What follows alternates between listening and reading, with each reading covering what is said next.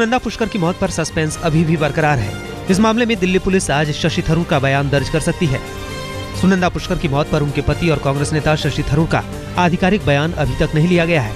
सूत्रों के मुताबिक मामले की जांच कर रहे एसडीएम ने अनौपचारिक तौर पर शशि थरूर से बात की है और सुनंदा की मानसिक हालत के बारे में जानने की कोशिश की। फॉरेंसिक रिपोर्ट्स आने के बाद एसडीएम शशि थरूर से फिर से बात कर सकते हैं। उधर शनिवार को वसंत विहार के एसडीएम ने लीला होटल के वेटर का बयान भी दर्ज किया। इसके अलावा शशि थरूर के ड्राइवर का भी बयान दर्ज किया जा चुका है। सुनंदा की मौत की वजहों का अभी तक खुलासा नहीं हुआ है। सूत्रों के मुताबिक डिप्रेशन और नींद की दवा के ओवरडोज से मौत हुई है। पोस्टमार्टम रिपोर्ट आने से पहले तक पुलिस कोई केस दर्ज नहीं करेगी। शनिवार शाम दिल्ली के लोधी स्टेट शमशान में सुनंदा पुष्कर का अंतिम संस्कार किया गया। बेटे शिव मेनन ने मां सुनंदा पुष्कर को मुखाग्नि दी। अंतिम संस्कार में कई केंद्रीय मंत्री शामिल हुए। उधर शशि थरूर के घर जाकर सोनिया गांधी ने संवेदना जताई। राजीव शुक्ला, मुकुल वासनिक और अंबिका सोनी भी शशि थरूर के घर पहुंचे।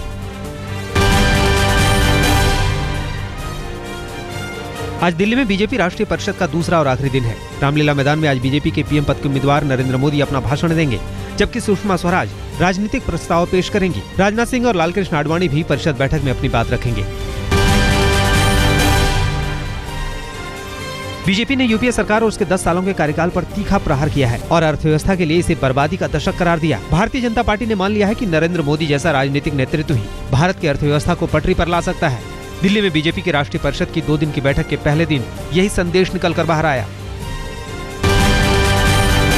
यदि गुजरात विकास के मामले में हिंदुस्तान का ही नहीं एक दुनिया का एक मॉडल स्टेट बन गया है, तो मुझे पूरा विश्वास है कि जिस दिन नरेंद्र मोदी भारत के प्रधानमंत्री बनेंगे उस दिन भारत का भी विकास होगा, भारत की समस्याओं का भी पूरी तरह से समाधान होगा।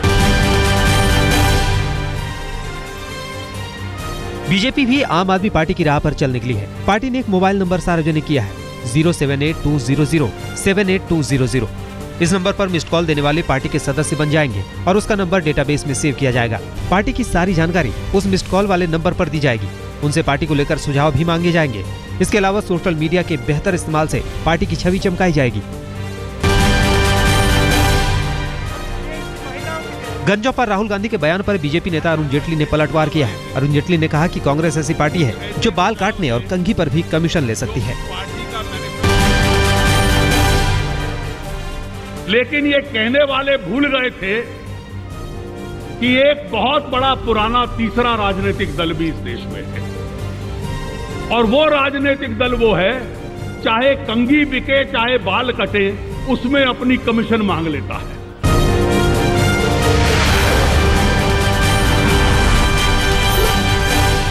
आम आदमी पार्टी के बागी विधायक विनोद कुमार बिन्नी के खिलाफ आज पार्टी ले सकती है बड़ा फैसला। गाजियाबाद के कौशाम्बी में दिल्ली के मुख्यमंत्री अरविंद केजरीवाल के घर आज आम आदमी पार्टी की राजनीतिक मामले की कमेटी की बैठक है, जहां पार्टी बिन्नी पर फैसले का ऐलान करेगी। आम आदमी पार्टी ने बिन्नी को दिया था कारण बताओ नोटिस और 24 घंटे में जवाब मांगा था। बिन्नी पर पार्टी विचारधारा के खिलाफ जाने का आरोप है। आम आदमी पार्टी के बागी नेता विनोद कुमार बिन्नी का नया चेहरा सामने आया है। वो अन्ना हजारे से मिलने रालेगढ़ सिद्धि गए हैं। बिन्नी के मुताबिक वो अन्ना हजारे से मिलकर अपनी बात कहेंगे और माना जा रहा है कि वो केजरीवाल की शिकायत भी कर सकते हैं। जंतर मंतर पर आज आम आदमी पार्टी के खिलाफ लेफ्ट पार्टियों का प्रदर्शन है। खिड़की एक्सटेंशन में अफ्रीकी मूल के लोगों से दुर्व्यवहार का वो विरोध करेंगे। हम आपको बता दें कि 16-17 जनवरी की रात कानून मंत्री सोमनाथ भारती और पुलिस के बीच नोकझोंक हुई थी और भारती ने नाइजीरियाई मूल के लोगों पर ड्रग्स और वेश्यावृत्ति का आरोप लगाया था। दिल्ली के कानून मंत्री सोमनाथ भारती के खिलाफ शिकायत पर दिल्ली बार काउंसिल सोमवार को बैठक करेगा। भारती के खिलाफ अफ्रीकी मूल की 4 लड़कियों ने मालवीय नगर थाने में अलग अलग शिकायत दर्ज कराई है। मंत्री जी पर उन्होंने नस्लवादी टिप्पणी, ड्रग तस्कर और सेक्स रैकेट चलाने के झूठे आरोप लगाने की शिकायत की है।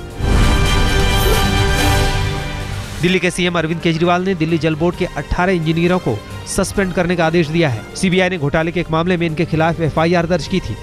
जल बोर्ड में कई अहम चीजों की सप्लाई में हुआ था 6 करोड़ रुपए का घोटाला और सीबीआई ने 21 जगहों पर छापेमारी की थी। 5 कमरे के मकान के विवाद के बाद दिल्ली के सीएम अरविंद केजरीवाल को नया घर मिल गया है। तिलक लेन इलाके में है टाइप 6 का 3 कमरों वाला 1600 स्क्वायर फीट का ये नया आशियाना केजरीवाल के लिए फिक्स कर लिया गया है। फिलहाल यहाँ साफ सफाई का काम चल रहा है और माना जा रहा है कि कुछ दिनों में केजरीवाल यहाँ शिफ्ट कर जाएंगे। ये घर ज्वाइंट सेक्रेटरी रैंक के अफसरों को दिया जाता है। आरजेडी अध्यक्ष लालू प्रसाद यादव पर भी दिखने लगा है आम आदमी पार्टी का असर। फरवरी में होने वाली विशाल रैली को रद्द कर लालू ने नई मुहिम कानो कान शुरू करने का फैसला किया है।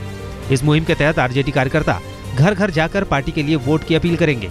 लालू ने ट्विटर पर अपना अकाउंट भी खोल लिया है और अब वो अपने विरोधियों की पोल खोलने के लिए किताब भी लिखने वाले हैं।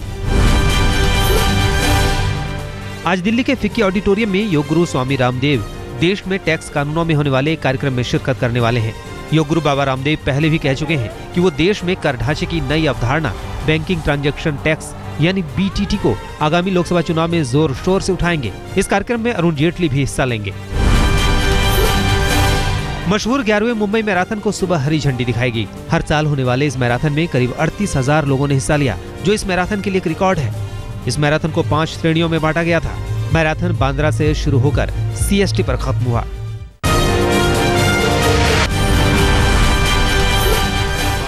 गुलाम नबी आजाद, ज्योतिरादित्य सिंधिया और रणदीप सुरजेवाला को कांग्रेस की केंद्रीय चुनाव समिति में जगह मिली है।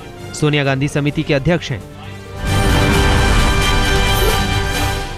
हिंदी फिल्म अभिनेता मिथुन चक्रवर्ती ने राजनीति के रास्ते पर अपने सफर की शुरुआत का फैसला किया है। मिथुन ने तृणमूल कांग्रेस का दामन थामा है। हिंदी फिल्मों के दादा तृणमूल कांग्रेस के कोटे से पहुंचेंगे राज्यसभा। लोकसभा चुनाव के लिए कांग्रेस की कमान संभालने के बाद कल पार्टी के प्रदेश अध्यक्षों से मिले राहुल गांधी। माना जा रहा है कि बैठक में मिशन 2014 की रणनीति पर बात हुई। ENB अवार्ड्स 2013 में आज तक का जलवा। आज तक को मिला बेस्ट हिंदी न्यूज चैनल का अवार्ड। पुण्य प्रसून वाजपेयी को मिला बेस्ट हिंदी एंकर का अवार्ड। आजादी के बाद जंग की दास्तान पर बनी साल की सबसे बड़ी सीरीज वंदे मातरम को 3 अवार्ड से सम्मानित किया गया। अयोध्या को कुछ कहना है को बेस्ट करंट अफेयर्स की कैटेगरी में सम्मान मिला, जबकि लगातार इवेंट कवरेज की कैटेगरी में उत्तराखंड त्रासदी पर रिपोर्टिंग के लिए रितुल जोशी को अवार्ड मिला। वंदे मातरम सीरीज के लिए श्वेता सिंह बेहतरीन प्रोड्यूसर के खिताब से नवाजी गई। पूरी टीम की जीत है और लगातार 13 साल से हम लोग आज तक नंबर 1 बना हुआ है और हम उम्मीद करते हैं कि दर्शकों के भरोसे पर हम लोग आज भी कायम रहेंगे और आगे भी हम नंबर 1 बने रहेंगे। कामयाबी ये है कि इतने कंपटीशन के बावजूद कि आज तक नंबर 1 13 साल से है और मेरा ख्याल आज तक नंबर 1 ही रहेगी। क्यों? आज तक बिलीव करती है एडिटोरियल एक्सीलेंस में। उत्तर भारत में जारी है कड़ाके की ठंड। कई इलाकों में अभी भी अधिकतम तापमान सामान्य से कई डिग्री नीचे है। उत्तराखंड के मसूरी में भारी बर्फबारी हुई है। सड़कों से लेकर पेड़ों पर सिर्फ बर्फ ही बर्फ नजर आ रही है। बर्फबारी के चलते सड़कों पर जहां तहां गाड़ियां फंसी हैं और स्थानीय लोगों की परेशानी भी बढ़ गई है। उत्तराखंड का औली भी हुआ बर्फ से सफेद। केदारनाथ, गंगोत्री और यमुनोत्री पर हर तरफ बर्फ ही बर्फ है। भारी बर्फबारी के चलते जोशीमठ औली मार्ग बंद हो चुका है। हिमाचल में भी जमकर बर्फबारी हुई है। शिमला में छाई बर्फ की सफेद चादर। स्थानीय लोगों को परेशानी उठानी पड़ रही है, लेकिन पर्यटक जमकर मौसम का लुत्फ उठा रहे हैं। उधर ठंड से दिल्ली भी बेहाल है। पिछले 2 दिनों में 6 लोगों की मौत हो चुकी है। दिल्ली सरकार ने इस मामले में जांच के आदेश दिए हैं।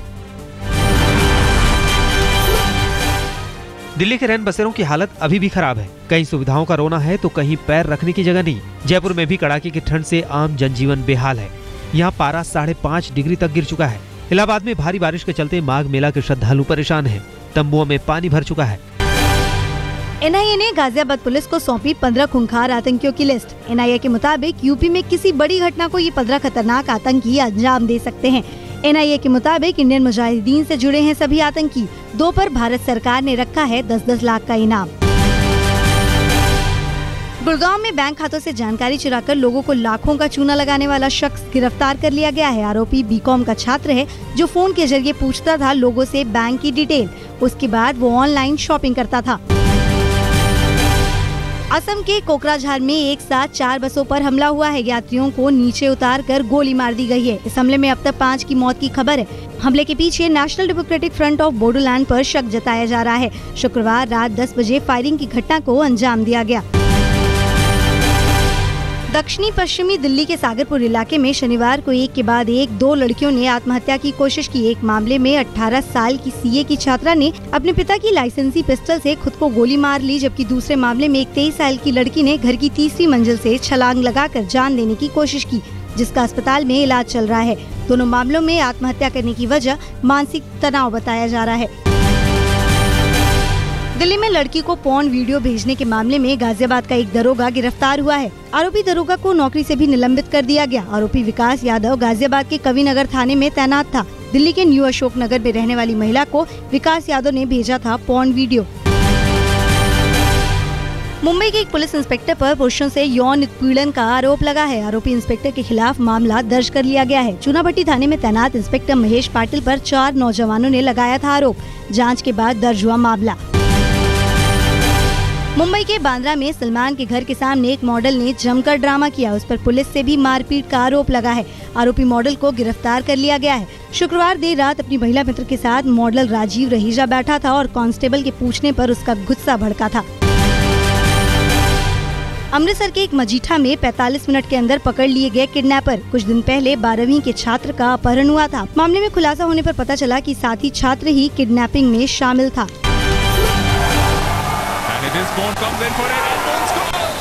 हॉकी वर्ल्ड कप लीग के मुकाबले में बेल्जियम ने भारत को 2-1 से हरा दिया।